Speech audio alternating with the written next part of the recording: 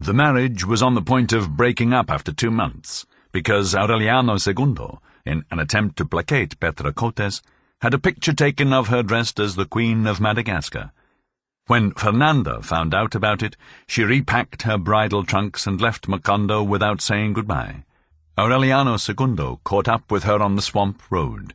After much pleading and promises of reform, he succeeded in getting her to come home, and he abandoned his concubine. Petra Cotes, aware of her strength, showed no signs of worry. She had made a man of him. While he was still a child, she had drawn him out of Melquiades' room, his head full of fantastic ideas and lacking any contact with reality, and she had given him a place in the world.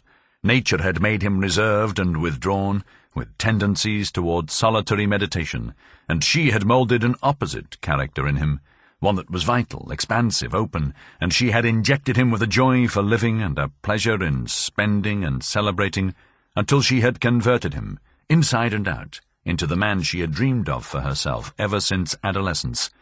Then he married, as all sons marry sooner or later. He did not dare tell her the news. He assumed an attitude that was quite childish under the circumstances, feigning anger and imaginary resentment, so that Petra Cotes would be the one who would bring about the break. One day, when Aureliano II reproached her unjustly, she eluded the trap and put things in their proper place. "What it all means," she said, "is that you want to marry the Queen." Aureliano II, ashamed, pretended an attack of rage, said that he was misunderstood and abused, and did not visit her again. Petra Cotes, without losing her poise of a wild beast in repose for a single instant, heard the music and the fireworks from the wedding, the wild bustle of the celebration, as if all of it were nothing but some new piece of mischief on the part of Aureliano II. Those who pitied her fate were calmed with a smile. "Don't worry," she told them. "Queens run errands for me." To a neighbour woman who brought her a set of candles so that she could light up the picture of her lost lover with them, she said, with an enigmatic security, "The only candle that will make him come is always lighted." Just as she had foreseen, Aureliano II went back to her house as soon as the honeymoon was over.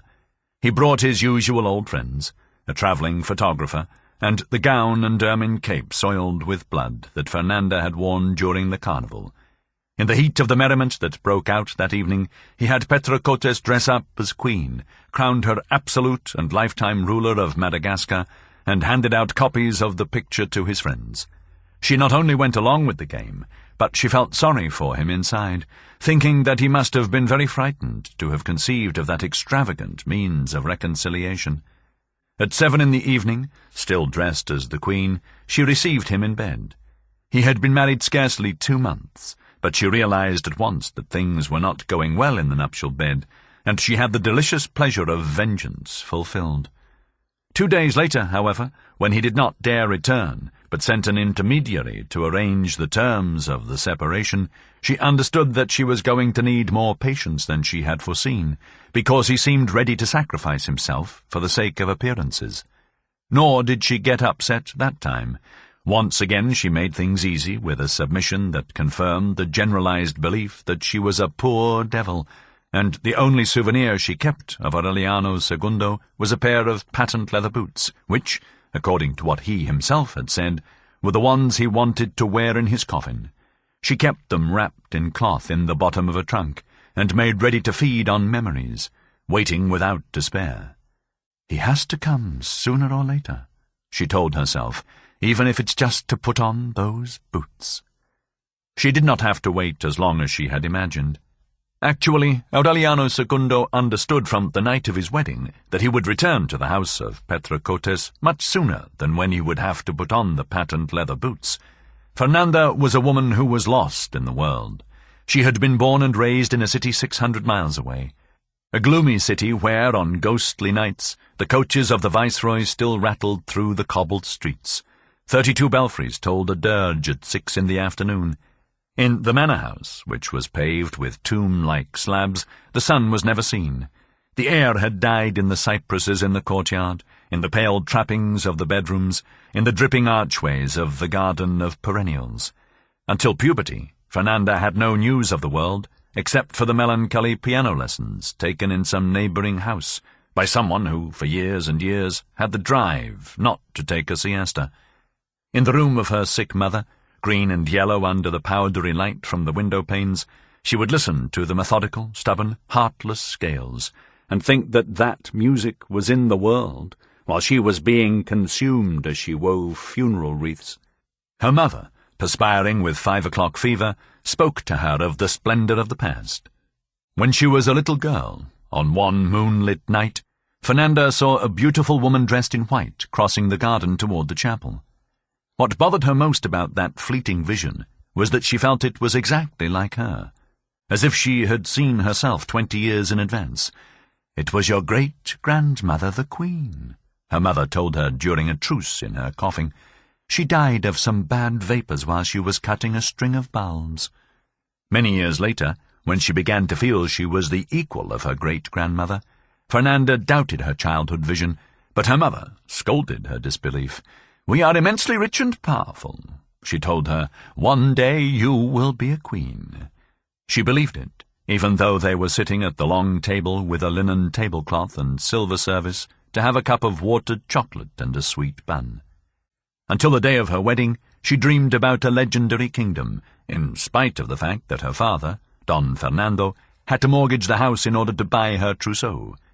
It was not innocence or delusions of grandeur. That was how they had brought her up. Since she had the use of reason, she remembered having done her duty in a gold pot with the family crest on it. She left the house for the first time at the age of 12, in a coach and horses that had to travel only 2 blocks to take her to the convent. Her classmates were surprised that she sat apart from them, in a chair with a very high back, and that she would not even mingle with them during recess. "She's different," the nuns would explain. "She's going to be a queen." Her schoolmates believed this, because she was already the most beautiful, distinguished, and discreet girl they had ever seen. At the end of 8 years, after having learned to write Latin poetry, play the clavichord, talk about falconry with gentlemen, and apologetics with archbishops, discuss affairs of state with foreign rulers, and affairs of God with the Pope, she returned to her parents' home to weave funeral wreaths. She found it despoiled. All that was left was the furniture that was absolutely necessary, the silver candelabra and table service, for the everyday utensils had been sold one by one to underwrite the costs of her education. Her mother had succumbed to 5 o'clock fever. Her father, Don Fernando, dressed in black with a stiff collar and a gold watch chain, would give her a silver coin on Mondays for the household expenses, and the funeral wreaths finished the week before would be taken away. He spent most of his time shut up in his study, and the few times that he went out, he would return to recite the rosary with her. She had intimate friendships with no one. She had never heard mention of the wars that were bleeding the country. She continued her piano lessons at 3 in the afternoon. She had even begun to lose the illusion of being a queen when 2 peremptory raps of the knocker sounded at the door, and she opened it to a well-groomed military officer with ceremonious manners who had a scar on his cheek and a gold medal on his chest. He closeted himself with her father in the study. 2 hours later, her father came to get her in the sewing room. "Get your things together," he told her. "You have to take a long trip." That was how they took her to Macondo. In one single day, with a brutal slap, life threw on top of her the whole weight of a reality that her parents had kept hidden from her for many years. When she returned home, she shut herself up in her room to weep, indifferent to Don Fernando's pleas and explanations as he tried to erase the scars of that strange joke. She had sworn to herself never to leave her bedroom until she died, when Aureliano II came to get her. It was an act of impossible fate, because in the confusion of her indignation, in the fury of her shame, she had lied to him so that he would never know her real identity. The only real clues that Aureliano II had when he left to look for her were her unmistakable Highland accent and her trade as a weaver of funeral wreaths. He searched for her without cease, with the fierce temerity with which José Arcadio Buendía had crossed the mountains to found Macondo, with the blind pride with which Colonel Aureliano Buendía had undertaken his fruitless wars, with the mad tenacity with which Ursula watched over the survival of the line. Aureliano II looked for Fernanda, without a single moment of respite. When he asked where they sold funeral wreaths, they took him from house to house so that he could choose the best ones. When he asked for the most beautiful woman who had ever been seen on this earth, all the women brought him their daughters. He became lost in misty byways, in times reserved for oblivion, in labyrinths of disappointment. He crossed a yellow plain where the echo repeated one's thoughts, and where anxiety brought on premonitory mirages. After sterile weeks, he came to an unknown city where all the bells were tolling a dirge. Although he had never seen them, and no one had ever described them to him, he immediately recognized the walls eaten away by bone salt, the broken-down wooden balconies gutted by fungus, and nailed to the outside door, almost erased by rain, the saddest cardboard sign in the world: funeral wreaths for sale. From that moment until the icy morning when Fernanda left her house under the care of the Mother Superior, there was barely enough time for the nuns to sew her trousseau and in 6 trunks put the candelabra, the silver service, and the gold chamber pot, along with the countless and useless remains of a family catastrophe that had been 2 centuries late in its fulfillment. Don Fernando declined the invitation to go along. He promised to go later, when he had cleared up his affairs, and from the moment when he gave his daughter his blessing, he shut himself up in his study again, to write out the announcements with mournful sketches and the family coat of arms, which would be the first human contact that Fernanda and her father would have had in all their lives. That was the real date of her birth for her. For Aureliano II it was almost simultaneously the beginning and the end of happiness. Fernanda carried a delicate calendar with small golden keys, on which her spiritual adviser had marked in purple ink the dates of venereal abstinence. Not counting Holy Week, Sundays, holy days of obligation, First Fridays, retreats, sacrifices, and cyclical impediments, her effective year was reduced to 42 days, that were spread out through a web of purple crosses. Aureliano II, convinced that time would break up that hostile network, prolonged the wedding celebration beyond the expected time. Tired of throwing out so many empty brandy and champagne bottles so that they would not clutter up the house, and at the same time intrigued by the fact that the newlyweds slept at different times and in separate rooms while the fireworks and music and the slaughtering of cattle went on, Ursula remembered her own experience, and wondered whether Fernanda might have a chastity belt too, which would sooner or later provoke jokes in the town and give rise to a tragedy. But Fernanda confessed to her that she was just letting 2 weeks go by before allowing the first contact with her husband. Indeed, when the period was over, she opened her bedroom with a resignation worthy of an expiatory victim, and Aureliano II saw the most beautiful woman on earth, with her glorious eyes of a frightened animal and her long copper-coloured hair spread out across the pillow. He was so fascinated with that vision that it took him a moment to realize that Fernanda was wearing a white nightgown that reached down to her ankles, with long sleeves and with a large round buttonhole delicately trimmed at the level of her lower stomach. Aureliano II could not suppress an explosion of laughter. "That's the most obscene thing I've ever seen in my life," he shouted with a laugh that rang through the house. "I married a sister of charity."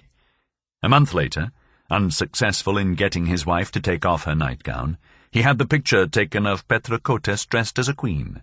Later on, when he succeeded in getting Fernanda to come back home, she gave in to his urges in the fever of reconciliation, but she could not give him the repose he had dreamed about when he went to fetch her in the city with the 32 belfries. Aureliano II found only a deep feeling of desolation in her. One night, a short time before their first child was born, Fernanda realized that her husband had returned in secret to the bed of Petra Cotes. "That's what happened," he admitted, and he explained in a tone of prostrated resignation, "I had to do it so that the animals would keep on breeding." He needed a little time to convince her about such a strange expedient, but when he finally did so, by means of proofs that seemed irrefutable, the only promise that Fernanda demanded from him was that he should not be surprised by death in his concubine's bed. In that way the 3 of them continued living without bothering each other, Aureliano II, punctual and loving with both of them, Petracotes strutting because of the reconciliation, and Fernanda pretending that she did not know the truth. The pact did not succeed, however, in incorporating Fernanda into the family. Ursula insisted in vain that she take off the woolen ruff, which she would have on when she got up from making love, and which made the neighbours whisper. She could not convince her to use the bathroom or the night lavatory, and sell the gold chamber pot to Colonel Aureliano Buendia, so that he could convert it into little fishes. Amaranta felt so uncomfortable with her defective diction and her habit of using euphemisms to designate everything that she would always speak gibberish in front of her. "Thifisif," she would say, "Ifisif, onephos, orphosif, thofosif, husufu, cantantant, statantand, thefesef, smuffomulu, offosif, therisi, aufison, shifisifit." One day, irritated by the mockery, Fernando wanted to know what Amaranta was saying, and she did not use euphemisms in answering her. "I was saying," she told her, "that you're one of those people who mix up their ass and their ashes." From that time on, they did not speak to each other again. When circumstances demanded it, they would send notes. In spite of the visible hostility of the family, Fernanda did not give up her drive to impose the customs of her ancestors. She put an end to the custom of eating in the kitchen, and whenever anyone was hungry, and she imposed the obligation of doing it at regular hours at the large table in the dining room, covered with a linen cloth, and with silver candlesticks and table service. The solemnity of an act which Ursula had considered the most simple one of daily life created a tense atmosphere against which the silent José Arcadio II rebelled before anyone else. But the custom was imposed, the same as that of reciting the rosary before dinner, and it drew the attention of the neighbours, who soon spread the rumour that the Buendias did not sit down to the table like other mortals, but had changed the act of eating into a kind of high mass. Even Ursula's superstitions, with origins that came more from an inspiration of the moment than from tradition, came into conflict with those of Fernanda, who had inherited them from her parents, and kept them defined and catalogued for every occasion. As long as Ursula had full use of her faculties, some of the old customs survived, and the life of the family kept some quality of her impulsiveness. But when she lost her sight, and the weight of her years relegated her to a corner, the circle of rigidity begun by Fernanda, from the moment she arrived, finally closed completely, and no one but she determined the destiny of the family. The business in pastries and small candy animals that Santa Sofia de la Piedad had kept up because of Ursula's wishes was considered an unworthy activity by Fernanda, and she lost no time in putting a stop to it. The doors of the house, wide open from dawn until bedtime, were closed during siesta time, under the pretext that the sun heated up the bedrooms, and in the end they were closed for good. The aloe branch and loaf of bread that had been hanging over the door since the days of the founding were replaced by a niche with the Sacred Heart of Jesus. Colonel Aureliano Buendia became aware, somehow, of those changes, and foresaw their consequences. "We're becoming people of quality," he protested. "At this rate we'll end up fighting against the conservative regime again, but this time to install a king in its place." Fernanda very tactfully tried not to cross his path. Within herself she was bothered by his independent spirit, his resistance to all kinds of social rigidity. She was exasperated by his mugs of coffee at 5 in the morning, the disorder of his workshop, his frayed blanket, and his custom of sitting in the street door at dusk. But she had to tolerate that one loose piece in the family machinery, because she was sure that the old colonel was an animal who had been tamed by the years and by disappointment, and who, in a burst of senile rebellion, was quite capable of uprooting the foundations of the house. When her husband decided to give their first son the name of his great-grandfather, she did not dare oppose him, because she had been there only a year.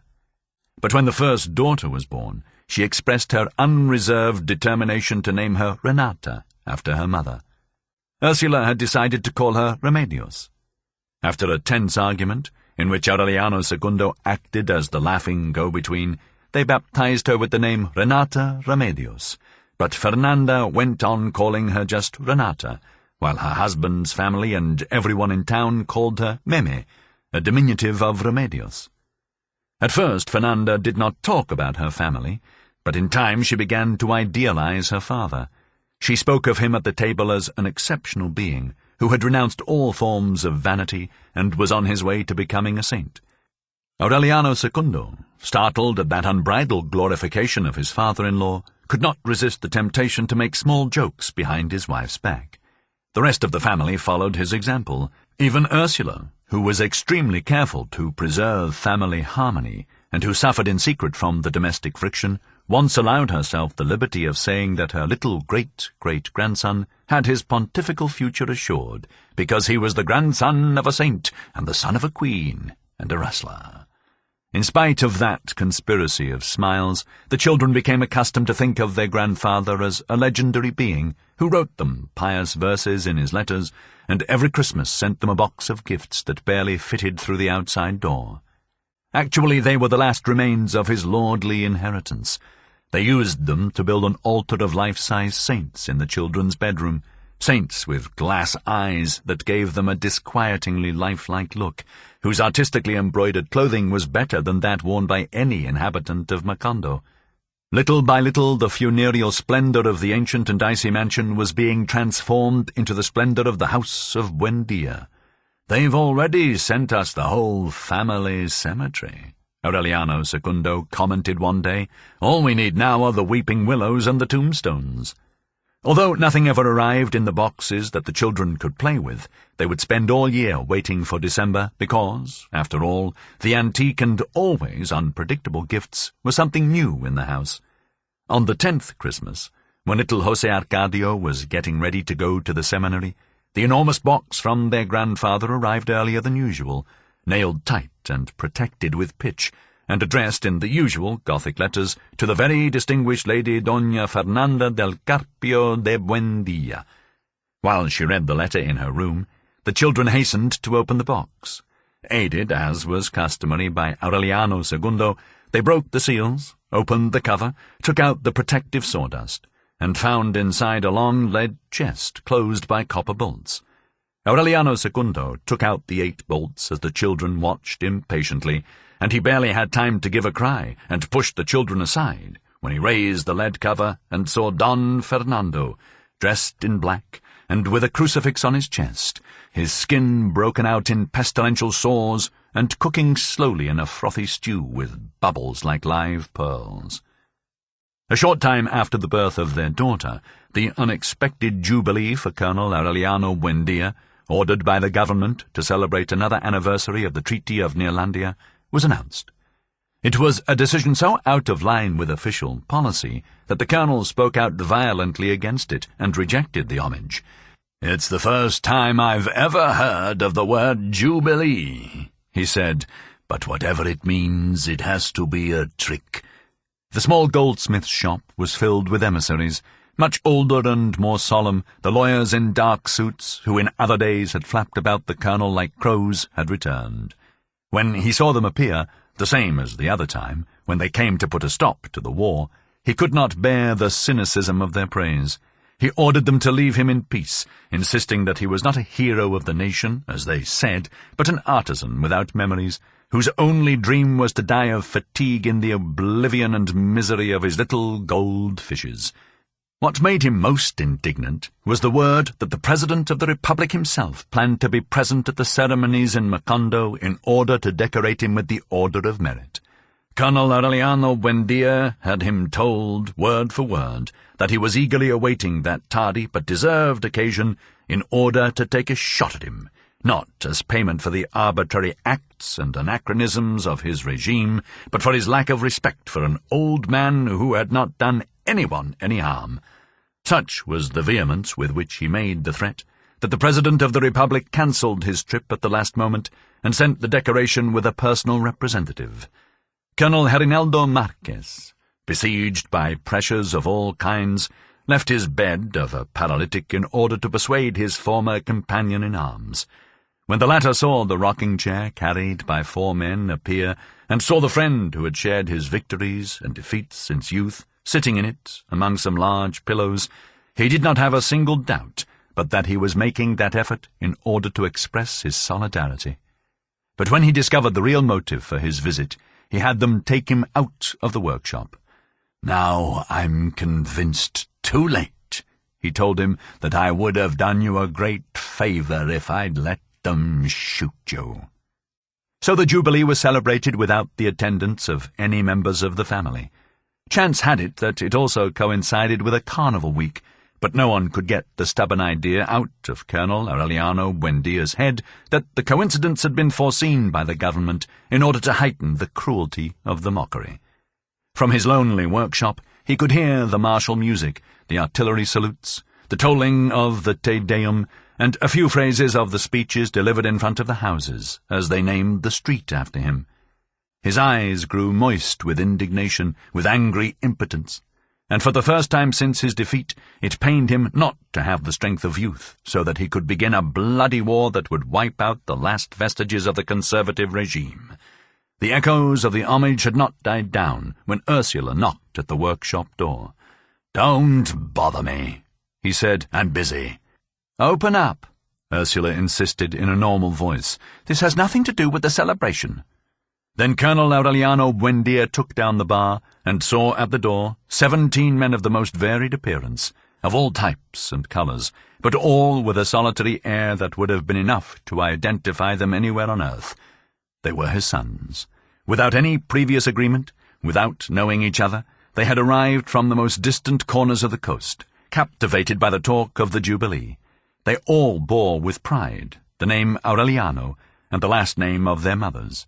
The 3 days that they stayed in the house, to the satisfaction of Ursula and the scandal of Fernanda, were like a state of war. Amaranta searched among old papers for the ledger where Ursula had written down the names and birth and baptism dates of all of them, and beside the space for each one she added his present address. That list could well have served as a recapitulation of 20 years of war. From it, the nocturnal itinerary of the colonel, from the dawn he left Macondo at the head of 21 men on his way to a fanciful rebellion, until he returned for the last time, wrapped in a blanket stiff with blood, could have been reconstructed. Aureliano II did not let the chance go by to regale his cousins with a thunderous champagne and accordion party that was interrupted as a tardy adjustment of accounts with the carnival, which went awry because of the Jubilee. They smashed half of the dishes, they destroyed the rose bushes as they chased a bull they were trying to hog-tie, they killed the hens by shooting at them, they made Amaranta dance the sad waltzes of Pietro Crespi, they got Remedios the beauty to put on a pair of men's pants and climb a greased pole, and in the dining-room they turned loose a pig daubed with lard, which prostrated Fernanda, but no one regretted the destruction, because the house shook with a healthy earthquake. Colonel Aureliano Buendia, who at first received them with mistrust, and even doubted the parentage of some, was amused by their wildness, and before they left he gave each one a little gold fish. Even the withdrawn José Arcadio II offered them an afternoon of cockfights, which was at the point of ending in tragedy, because several of the Aurelianos were so expert in matters of the cockpit that they spotted Father Antonio Isabel's tricks at once. Aureliano II, who saw the limitless prospect of wild times offered by those mad relatives, decided that they should all stay and work for him. The only one who accepted was Aureliano Triste, a big mulatto with the drive and explorer's spirit of his grandfather. He had already tested his fortune in half the world, and it did not matter to him where he stayed. The others, even though they were unmarried, considered their destinies established. They were all skilful craftsmen, the men of their houses, peace-loving people. The Ash Wednesday before they went back to scatter out along the coast, Amaranta got them to put on Sunday clothes and accompany her to church. More amused than devout, they let themselves be led to the altar rail, where Father Antonio Isabel made the sign of the cross in ashes on them. Back at the house, when the youngest tried to clean his forehead, he discovered that the mark was indelible, and so were those of his brothers. They tried soap and water, earth and a scrubbing brush, and lastly a pumice stone and lye, but they could not remove the crosses. On the other hand, Amaranta and the others who had gone to Mass took it off without any trouble. "It's better that way," Ursula stated as she said goodbye to them. "From now on everyone will know who you are." They went off in a troop, preceded by a band of musicians and shooting off fireworks. and they left behind in the town an impression that the Buendia line had enough seed for many centuries. Aureliano Triste, with the cross of ashes on his forehead, set up on the edge of town the ice factory that José Arcadio Buendia had dreamed of in his inventive delirium. Some months after his arrival, when he was already well known and well liked, Aureliano Triste went about looking for a house, so that he could send for his mother and an unmarried sister, who was not the colonel's daughter, and he became interested in the run-down big house that looked abandoned on a corner of the square. He asked who owned it. Someone told him that it did not belong to anyone, that in former times a solitary widow, who fed on earth and whitewash from the walls, had lived there, and that in her last years she was seen only twice on the street, with a hat of tiny artificial flowers, and shoes the colour of old silver when she crossed the square to the post office, to mail a letter to the bishop. They told him that her only companion was a pitiless servant woman who killed dogs and cats, and any animal that got into the house, and threw their corpses into the middle of the street, in order to annoy people with the rotten stench. So much time had passed since the sun had mummified the empty skin of the last animal that everybody took it for granted that the lady of the house and the maid had died long before the wars were over, and that if the house was still standing, it was because, in recent years, there had not been a rough winter or destructive wind. The hinges had crumbled with rust. The doors were held up only by clouds of cobwebs.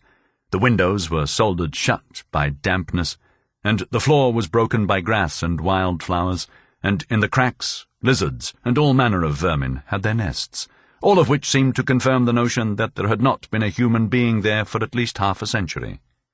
The impulsive Aureliano Triste did not need such proof to proceed.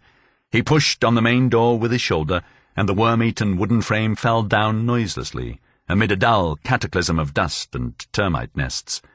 Aureliano Triste stood on the threshold, waiting for the dust to clear, and then he saw in the centre of the room the squalid woman, still dressed in clothing of the past century, with a few yellow threads on her bald head, and with 2 large eyes, still beautiful, in which the last stars of hope had gone out, and the skin of her face was wrinkled by the aridity of solitude. Shaken by that vision from another world, Aureliano Triste barely noticed that the woman was aiming an antiquated pistol at him. "I beg your pardon," he murmured. She remained motionless in the centre of the room, filled with knickknacks, examining inch by inch the giant with square shoulders and with a tattoo of ashes on his forehead, and through the haze of dust she saw him in the haze of other times, with a double-barrelled shotgun on his shoulder and a string of rabbits in his hand. "For the love of God," she said in a low voice, "it's not right for them to come to me with that memory now." "I want to rent the house," Aureliano Triste said. The woman then raised the pistol, aiming with a firm wrist at the cross of ashes, and she held the trigger with a determination against which there was no appeal. "Get out," she ordered. That night at dinner, Aureliano Triste told the family about the episode, and Ursula wept with consternation. "Holy God!" she exclaimed, clutching her head with her hands. "She's still alive!"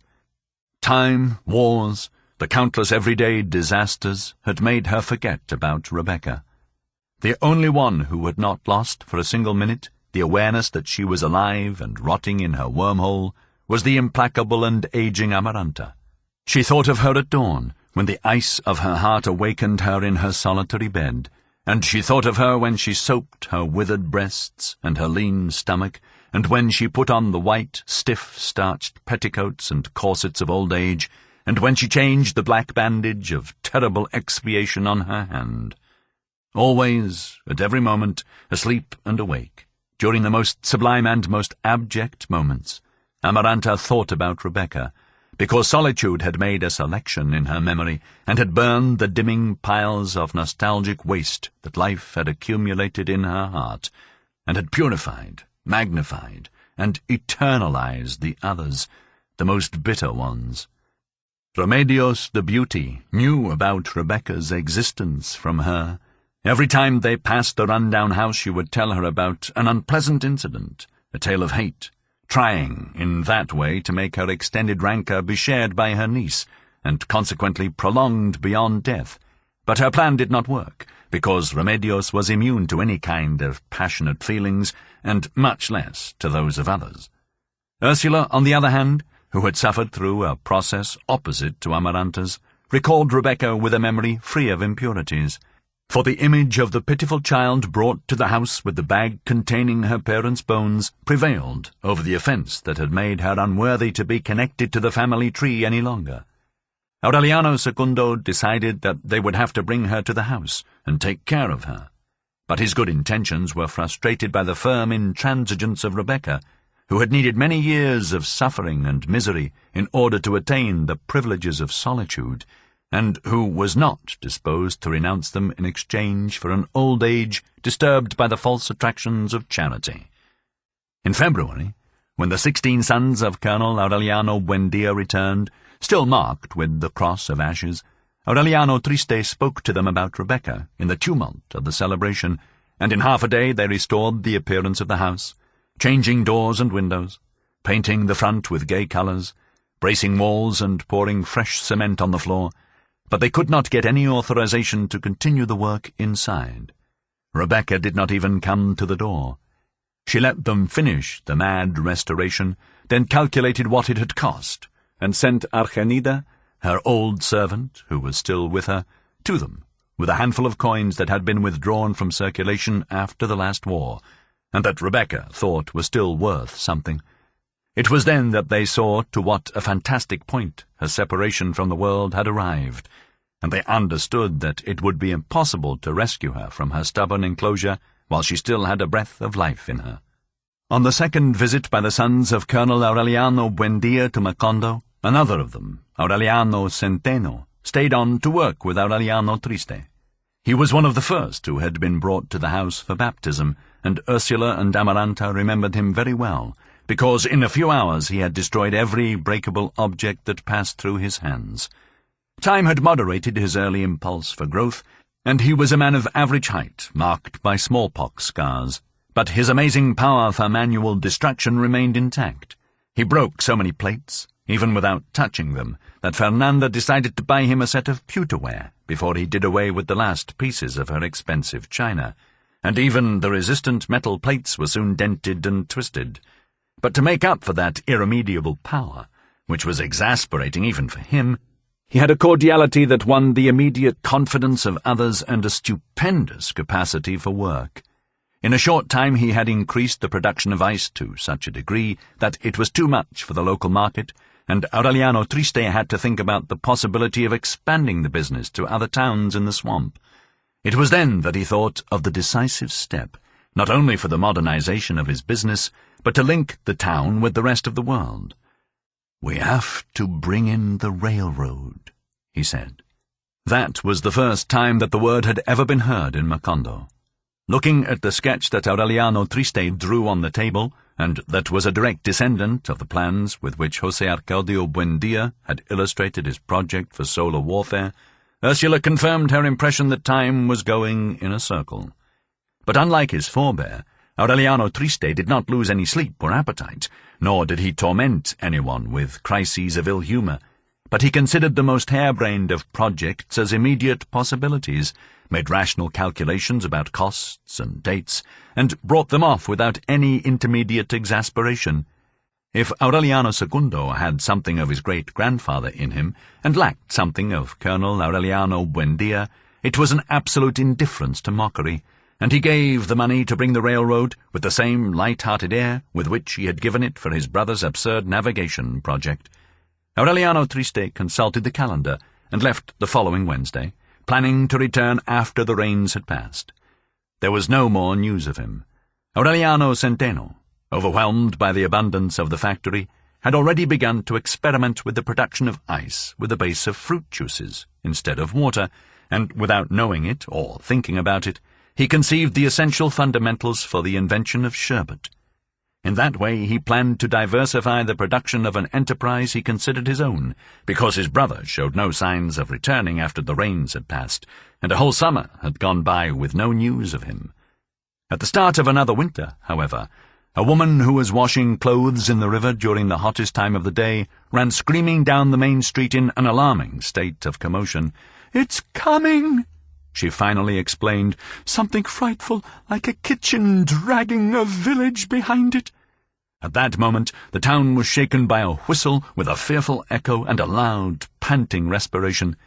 During the previous weeks, they had seen the gangs who were laying ties and tracks, and no one paid attention to them, because they thought it was some new trick of the gypsies, coming back with whistles and tambourines, and their age-old and discredited song and dance about the qualities of some concoction put together by journeyman geniuses of Jerusalem. But when they recovered from the noise of the whistles and the snorting, all the inhabitants ran out into the street and saw Aureliano Triste waving from the locomotive, and in a trance they saw the flower-bedecked train which was arriving for the first time, 8 months late. The innocent yellow train that was to bring so many ambiguities and certainties, so many pleasant and unpleasant moments, so many changes, calamities, and feelings of nostalgia to Macondo.